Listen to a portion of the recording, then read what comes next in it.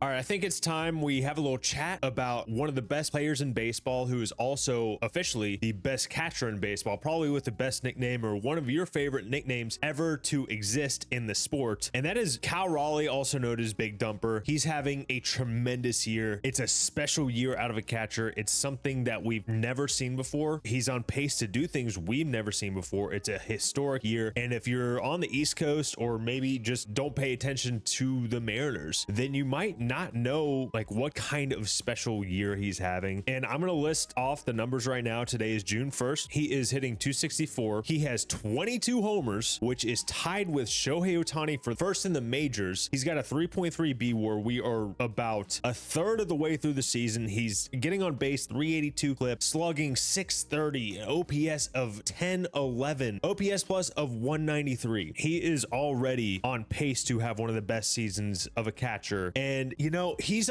already, speaking to just his career alone, he came up in 24 when he was 24 in 2021. Not amazing. His first full season in 2022, pretty solid year, 27 homers. Yeah, the batting average is low, 211. On base is a little bit higher, 284, but still, like, anything less than 300 is kind of, I mean, it's passable because of his power, but still, you'd like to see someone getting on base at least 300 clip. OPS plus that year was 122 though. Next year he hits 30 home runs. That's awesome. Love that. 232 average, a bit higher. OPS plus 114. He gets MVP votes, which is great. And last year could be his best season. It was very, very similar to his 2023 season. 4.7 WAR, 34 bombs, 100 RBI. That's a fantastic season out of a catcher. And catching over the recent memory has been a position where it's like, if you get a guy who can hit well as a catcher, that's a bonus. Like, I mean, we see guys like Martin Maldonado and Austin Hedges still have jobs, and they have a lot of playing time considering how poorly they hit. But this year, Cal Raleigh has cemented himself as the best catcher in baseball right now. He's got 22 home runs. And I mean, I already said he has 22 home runs, but that is 12 homers until his career high, which is 34.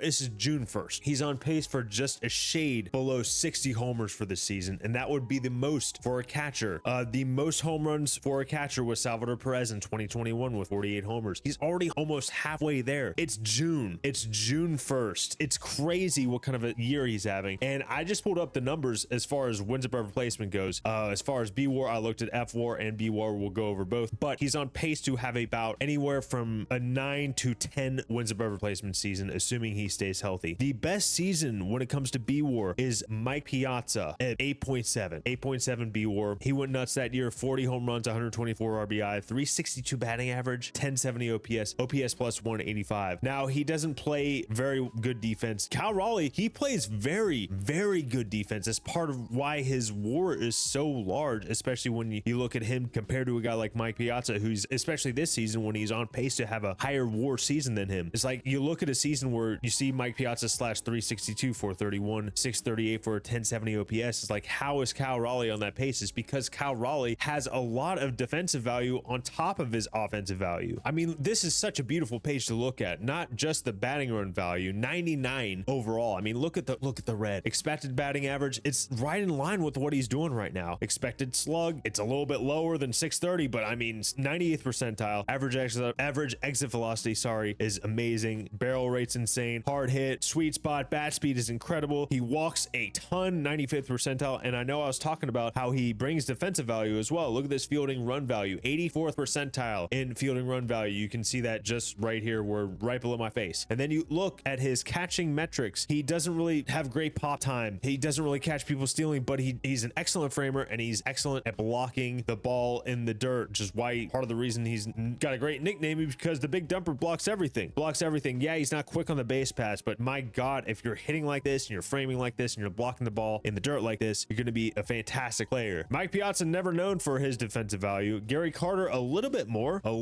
He's had a great season as well. 293, 381, 510. Slugging percentage, OPS 890, OPS plus 146. Fantastic season. He's on pace to have a better season than him. Johnny Bench up here putting up 2 seasons worth 7.9 WAR and 8.6 WAR. Crushes the ball. Absolutely crushed the ball. He's one of the best catchers of all time. Cal Raleigh is on pace to beat those seasons. Joe Mauer, probably the most recent, well, definitely the most recent in this top 5. 2009 was insane with him. 28 homers, 365 average, 444 on base, 587 slug, 1031 OPS. All that whole slash line led the league. He had 28 homers. Cal Raleigh is 22, 6 less on June 1st. That's Joe Mauer's entire season, which he won MVP that year. It's just a shame because, you know, if he stays on this pace and Aaron Judge stays healthy, there's still no way he wins MVP, right? He might come in second. Bobby Witt's having a great season. Maybe not the kind of year he had last year, but he's still having a really, really good season. So I think maybe Cal Raleigh could finish third in MVP voting this year. I think second is still in the realm and more likely, honestly, if he keeps doing what he's doing, because never have we ever seen a season like this if it keeps going at this pace. I mean, Buster Posey, also fantastic season. I think this season where he put up a 7.6 B WAR in 2012, I believe he won the MVP this year as well. 336 average, led the league, 24 homers, only 2 more than what Cal Raleigh has right now. And I know everything's not about the homer, but Cal Raleigh overall is having a better year. And this season by Buster Posey is the #1 in F WAR. If I go look here, yes, Buster Posey, let me bring that to the left real quick. Sorry about that. Under my face, you can see he had highest WAR in F WAR for a catcher in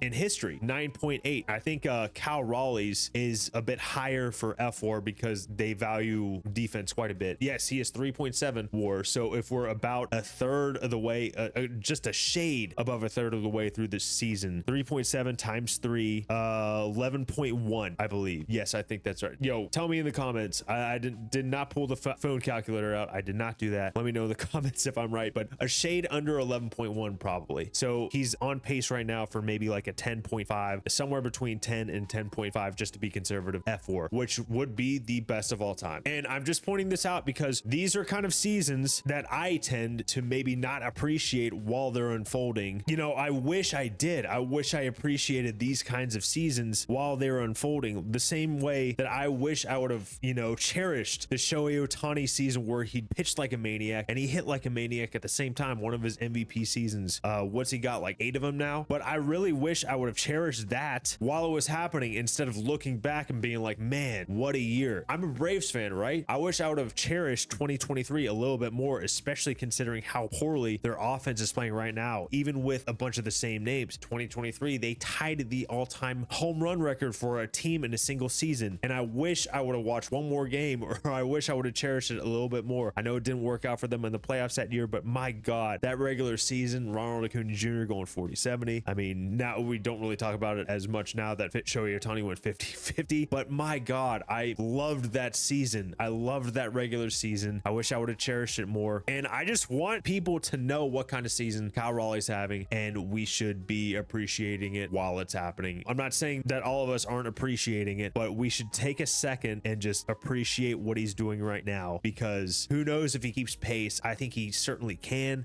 Maybe he doesn't hit 55, 58 home runs. Maybe he gets to like 45. That is still an incredible season. Salvador Perez, when he hit 48 in a year, I believe he only had like a 5.7 B WAR or something like that. Something kind of like is surprising. Oh, yikes. He's got negative 1.3 this year, but that's neither here nor there. See, when he won, or when he hit 48 homers, he had 5.3 B WAR. Cal Raleigh already has 3.3, and it's June 1st. That is just kind of insane to me, and kind of why I wanted to point it out. And I hope you all enjoyed this little tirade, this little rant about Cal Raleigh. If you like Cal Raleigh, and if you like this type of content, make sure to hit that like button and subscribe if you want to see more stuff like this. I want to try to put out one video every single day in June, and I'd love for you to be along for the journey. So hit that like button, subscribe. I'll see you all in the next one. Later.